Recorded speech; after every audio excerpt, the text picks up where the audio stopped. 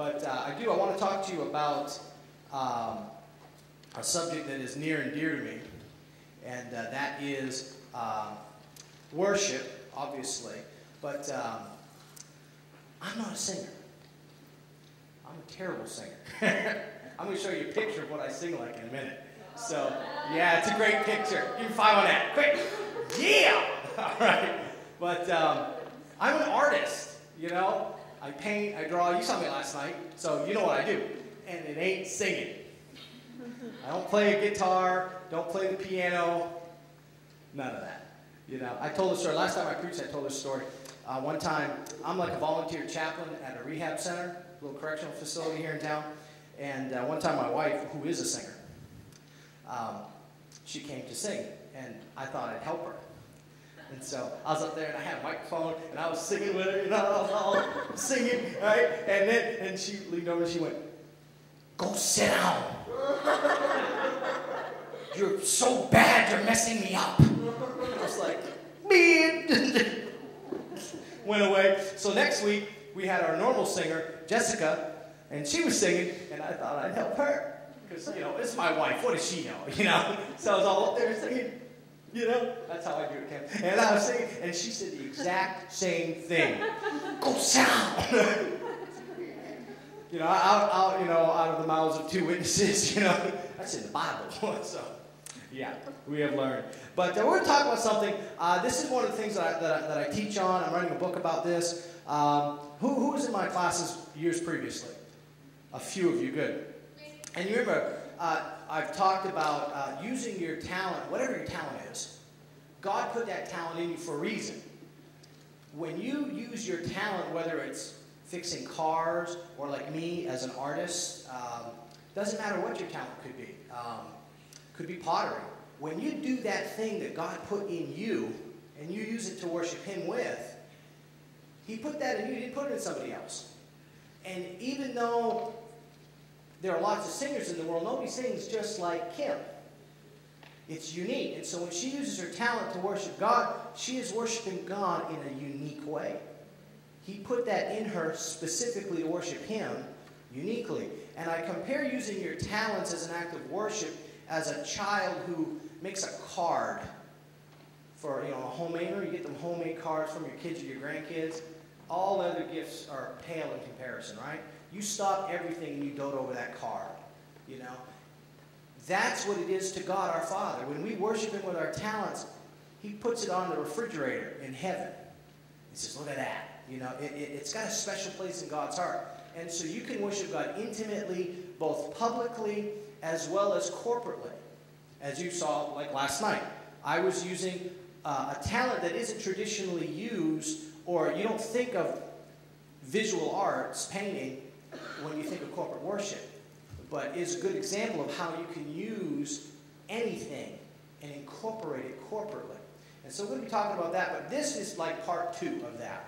And basically what we're going to be talking about is this. Have you ever noticed that most artists, and when I say artists, I'm going to explain to you what I mean by artist. Don't think of like me, the painter, artist. You are all artists in your own way. Being an artist encompasses all forms of art, okay? But you ever notice that most real artists hate church? Have you ever noticed that? They just don't like have a problem with church. They're like militantly opposed to church. The art world they hate the church. And so we're going to be talking about that. Did you ever wonder why they hate church so much? Or why they look at the church as the worst thing that could happen to them artistically? There's a reason for that. So we're going to talk about that. It's going to be pretty neat. We're going to show you, we're going to take art history and church history and we're going to parallel them. And we're going to look at what's happened because it's important, because as worship leaders and as leaders in the church, do we have any pastors in here yet? All right, no pastors yet, but we've got, who's a worship leader? Okay, we've got a few worship leaders. When you're in leadership, when you bump into people, we should create an atmosphere in the church that attracts people of talent. And if you can create an atmosphere that is attractive to people of talent, there's no holding your church back. Because if you have people of talent in all these different areas, there's no stopping you into doing anything you want. And that's important. So, you know, the church for a long time was the hub of the art world. They were married. The art world and the church were married. And they had a nasty, nasty divorce. Nasty divorce. But God is a God of restoration. And just like God restores marriage, he's got a heart for the arts and the church to be together. And so we're going to be talking about that. Where am I on my slide? You can go to the first slide. You may need your binocular visions, but, look closely. In the vast majority of churches today, praise and worship teams are the superstars, right? I mean, that's all we see. When you come to a church, that's what you see, don't you? When's the last time you saw someone like me doing my thing in church? Raise your hand if the first time you ever saw someone doing what I did last night was your first time ever seeing that. Okay? Or you went on YouTube or saw it in your church or any church that you've ever attended. It's rare. It's very rare. Most of the time, what you see is you see a praise and a worship team. But the majority of us can't sing a lick. I mean, we can't sing to save our life. And so let's go to the next slide here.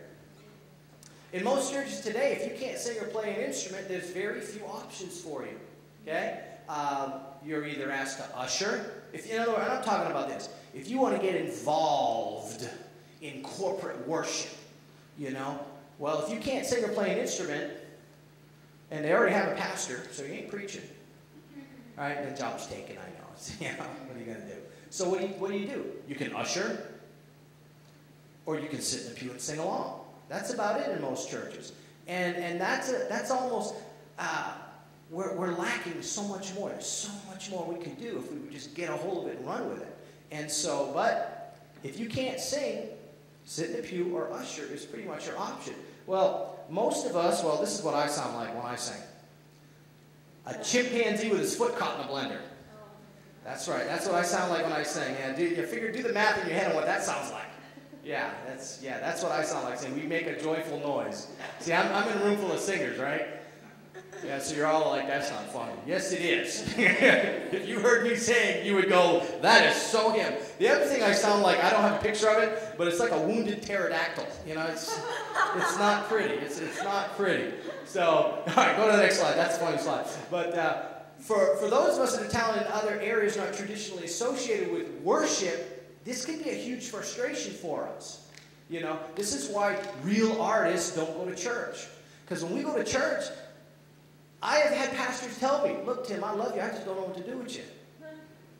And I'm like, thanks. And so they go, would you like to usher? You don't want to see me usher. One time I was ushering, and, you're supposed to, pay attention when you usher. I'm riddled with ADD. I'm like, ooh, there's God. Ooh. And then, somebody, they get slain in the spirit. They're going to hit the ground. Because I'm going to get out of the way. And I'm like, you got to be careful, because I don't know what I'm doing, And so, not really a good usher, And so, I get frustrated because for years I tried to find my place in church. I know what I'm called to do. God made me a painter, an illustrator, an artist, and an all-around crazy person. All right? But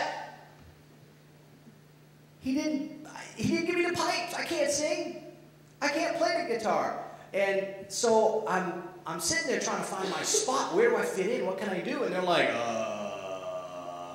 we don't got nothing for you. Well, guess what? If they ain't got nothing for you, after a while, you can go find someplace where they got something for you. That's what happens to most people that are talented in other areas. They get frustrated after a while. They're looking for their spot, and there isn't one.